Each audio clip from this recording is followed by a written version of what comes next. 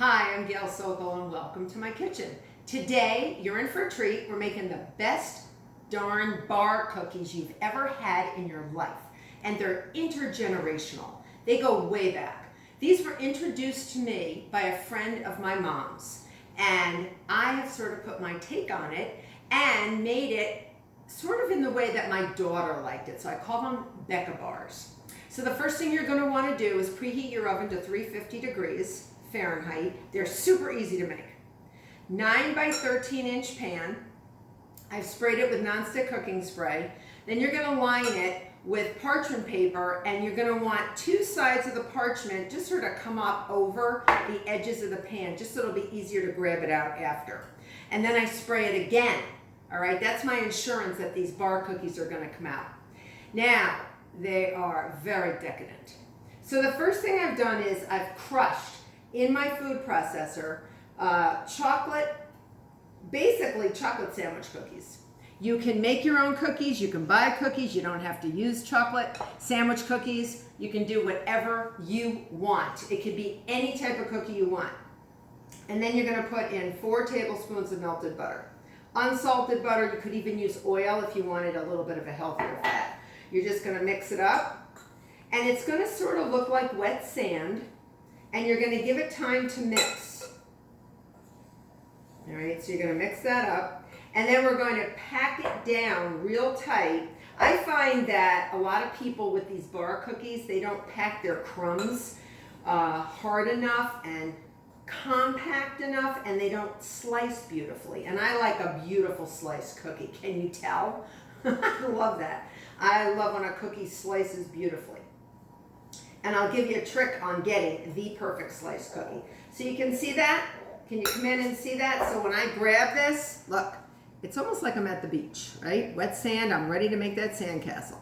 So I'm going to take these and I'm going to pour them in here. And I want you to come over and see what I'm doing. Most of these Hello Dolly cookies are made with graham crackers. But I'm sort of into variations and making them a little different. And I'm patting. Look what I'm doing. I'm patting, patting, patting. I want to feel with my hands first to see the level of the cookie. So I want to make sure that the cookie crumbs are evenly distributed. So use your fingers, get your kids involved, get your husband involved, get your friends involved. Don't get your pets involved. They may eat the crumbs.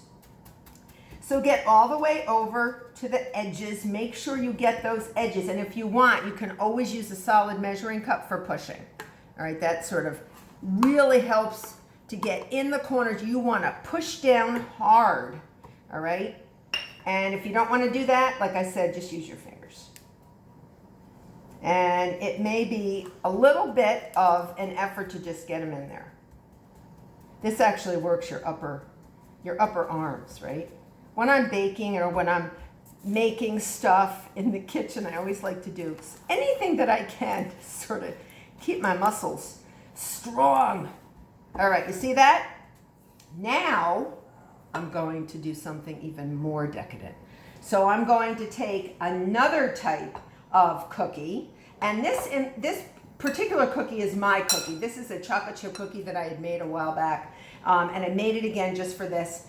3 cups again, crumbs, whatever you do, just blast it in the food processor. 4 tablespoons of butter, mix it up, and you're like, well, wait a minute. You already put the crumbs in. Well, we're having double crumbs. Remember, they're not Hello Dollies. They are Beka bars, and they are outrageous. This cookie is so heavy that if you weigh it, I mean, it is very weighty, very intense, all right? Because it really is a cookie bar, a bar cookie, like a gold bar. It is so heavy. Now, what we're gonna do, again, sprinkle these on top. And if you want, you can actually sprinkle these over the top like that. Sort of sprinkle. All right, so 3 cups of each type. It doesn't have to be chocolate chip cookies. It could even be a vanilla sandwich cookie. So what you really want is a contrast. You want a contrast in color, a contrast in flavor. Do whatever you want to do. Again, I'm going to pat, pat, pat. You can use your little measuring cup if you want, but you really want to pack it down and you want to make it even. That's the name of the game. Even and very, very compact. The more compact, the nicer the sliced bar you're going to have. Okay, and I rotate my pan so I can do that. All right, so pack, pack, pack. Pack, pack, pack. Pack, pack, pack. All right, and I'm really packing it in. Now I'm gonna go wash my hands.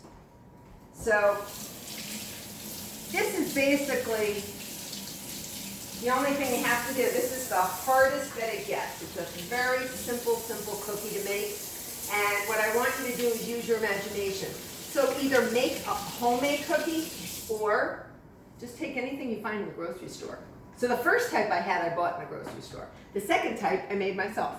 All right, so now the toppings. We always must start with a liner of coconut. So this is 1.5 cups of shredded sweetened coconut. If you don't want to use sweetened, you can use unsweetened, it's fine. So I love a little bed of coconut first because it really highlights the rest of the toppings. This you do want to scatter. You don't just want to pour because you want to get this in every area. All right, notice I'm sort of scattering in the, make sure you get in the corners because anybody that gets a corner piece wants to get a little bit of all that goodness. All right, if you don't like coconut, you can use something else if you wanted to. I mean, you could use, or leave it out, whatever you want to do. You got a nice cookie base here.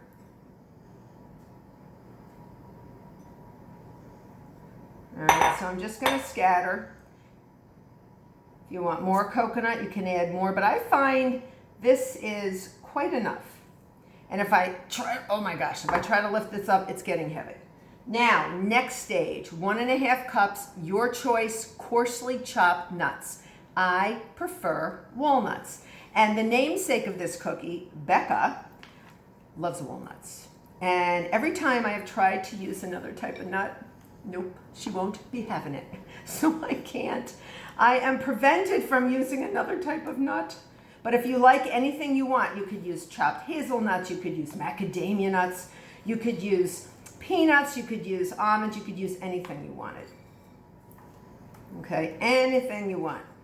But she won't let me because she is a walnut gal. Loves it.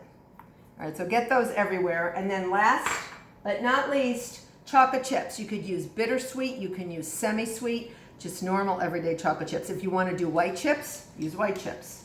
Scatter them all over. Scatter, scatter. All right.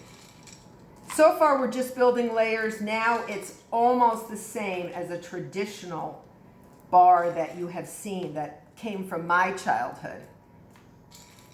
And the minute my mother's friend made these, I was in love. I was a little girl and I went, oh, can I please have the recipe? And she wrote it down for me and I have had it ever since, but I like putting my own riff on it. And then when my daughter was born, she demanded her own riff on it. So I'm packing these down a little bit.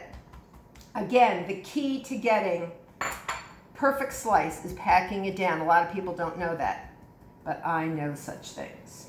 And now you want some sweetened condensed milk. You can use fat-free, it does come in fat-free, and you want to just pour it. This lusciousness starting around the perimeter. See what I'm doing? Going around the perimeter. And it will spread on its own and then just start going in and out, up and down the rows of this lusciousness. Just up and down and down and up and just keep going. Keep going. It's mesmerizing, isn't it? Oh my God, I can't take it. And these bake so quickly. And now I'm just gonna sort of get wherever I missed.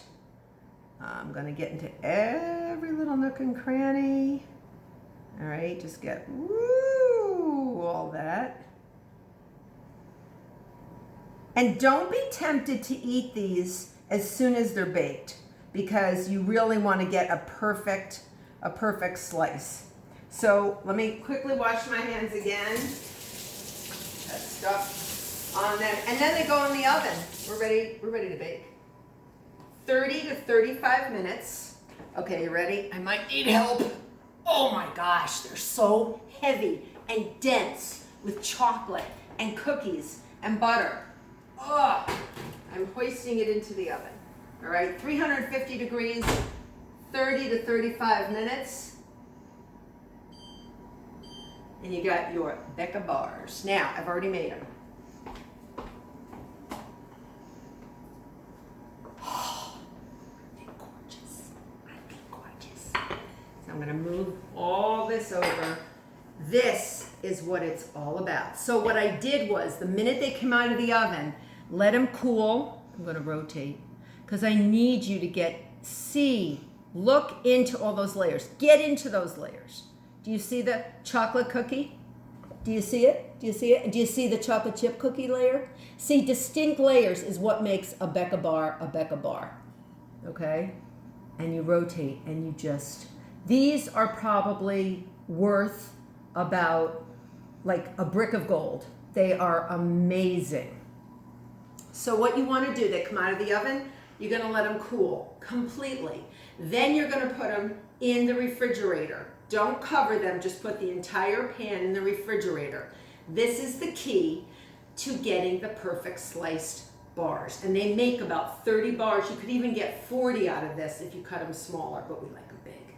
And what I do is I pull two sides. Remember the overhang of the parchment? Pull it out.